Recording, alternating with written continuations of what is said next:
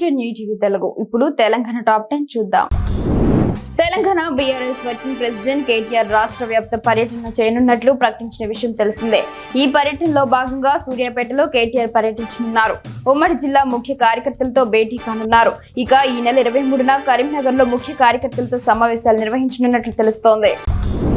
ప్రముఖ నటుడు చిరంజీవికి మరో అరుదైన గౌరవం దక్కింది. House of Commons UK parliament లో ఆయనను ఘనంగా సత్కరించారు.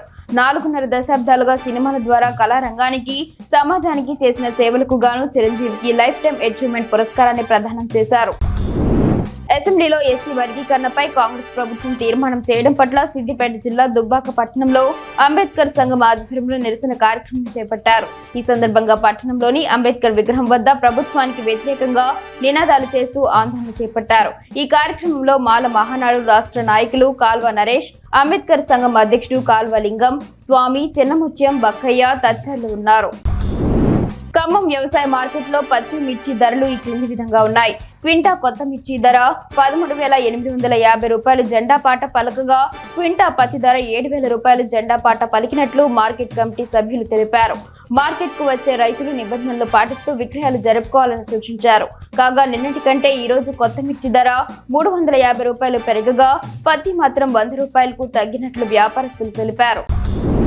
కరీంనగర్ జిల్లా వ్యాప్తంగా ఉన్న మాజీ సర్పంచ్లు పెండింగ్ బిల్లులు వెంటనే విడుదల చేయాలని మాజీ సర్పంచ్ మేడి అంజలి అన్నారు. కరీంనగర్ ఫిలిం భవన్ లో మాజీ సర్పంచ్ల సమావేశాన్ని నిర్వహించారు. తాము ఎన్నో కష్టాలు పడి అప్పులు తీసుకువచ్చి గ్రామాల్లో అభివృద్ధి పనులు చేశామన్నారు. కాంగ్రెస్ ప్రభుత్వం రాగానే సర్పంచ్ల పెండింగ్ బిల్లులు విడుదల చేస్తానని మరిచిపోయిందన్నారు. బిల్లులు విడుదల చేయాలని కోరారు. మెదక్ జిల్లా తూప్రాన్ పట్టణ మున్సిపల్ కార్యాలయ ఆవరణలో నిర్వహించిన తై బజార్ వేలం పాటలో 36.20 లక్షల రూపాయలు ఆదాయం సమకూరింది.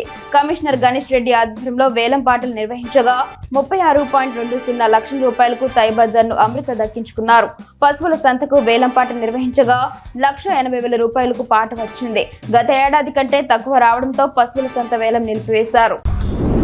ట్రస్మా ఆధ్వర్యంలో పానకంది చాలా సోమేశ్వరాలయంలో ఆశీర్వాద పూజ కార్యక్రమాన్ని 10వ తరగతి విద్యార్థులకు నిర్వహించారు. ఈ కార్యక్రమానికి ముఖ్య అతిథిగా విశిష్టత మాట్లాడుతూ ఎలాంటి ఒత్తిడి లేకుండా పరీక్షలకు హాజరై జిల్లాను రాష్ట్రంలోనే మొదటి స్థానంలో తేవాలని కోరారు. విద్యార్థులకు హాల్ టికెట్లను అందజేశారు. ఈ కార్యక్రమంలో ట్రస్మా జిల్లా అధ్యక్షులు కోడి శ్రీనివాసులు, అనంతరెడ్డి, తిరుమల రెడ్డి విద్యార్థులు పాల్గొన్నారు. రాష్ట్ర ప్రభుత్వం శాసనసభలో ప్రవేశపెట్టిన నేటి బడ్జెట్ పూర్తి సత్యానికి దూరంగా ఉందని హుజూరాబాద్ ఎమ్మెల్యే పాడి కౌశిక్ రెడ్డి తెలిపారు. ఈ బడ్జెట్ కేవలం రేవంత్ రెడ్డి జేబులు నింపే బడ్జెట్ అని, ప్రజల జేబులు నింపే బడ్జెట్ కాదని విమర్శించారు. రాష్ట్రంలోని ప్రజలకు ఆశాజనకంగా లేని ఈ బడ్జెట్ పూర్తి ఫెయిల్యూర్ అని పేర్కొన్నారు. పెద్దపల్లి జిల్లాలో 10వ తరగతి పబ్లిక్ పరీక్షలను ప్రశాంతంగా నిర్వహించాలని జిల్లా కలెక్టర్ కోయ శ్రీహర్ష తెలిపారు. పెద్దపల్లి సమీకృత కలెక్టరేట్ లో 10వ తరగతి పరీక్షల నిర్వహణపై సంబంధిత అధికారులతో సమీక్షించారు. మార్చి 21 నుంచి ఏప్రిల్ 4 వరకు ఉదయం 9:30 నుంచి 12:30 వరకు జరిగే 10వ తరగతి పరీక్షలను ప్రశాంతంగా నిర్వహించాలన్నారు. ఈ సమావేశంలో జిల్లా విద్యాశాఖ అధికారి మాధవి పాల్గొన్నారు. రాబోయే రోజుల్లో సైబర్ నేరాలు, మోసాలు మరింత పెరిగే అవకాశం ఉందని, వాటిని ఛేదించేందుకు నైపుణ్యాలు మెరుగుపరుచుకోవాలని ఎస్పీ వకల్ జిందాల్ అధికారులను ఆదేశించారు. పోలీస్ కార్యాలయంలో కంప్యూటర్ ఆపరేటర్లుగా పనిచేస్తున్న కానిస్టేబుళ్లకు ఒకరోజు శిక్షణ కార్యక్రమాన్ని నిర్వహించారు. ఎవరైనా సైబర్ నేరాలు ఛేదించడంలో సమర్థంగా విధులు నిర్వహిస్తారో అటువంటి వారికి పోలీస్ శాఖలో ప్రత్యేకమైన గుర్తింపు ఉంటుందన్నారు.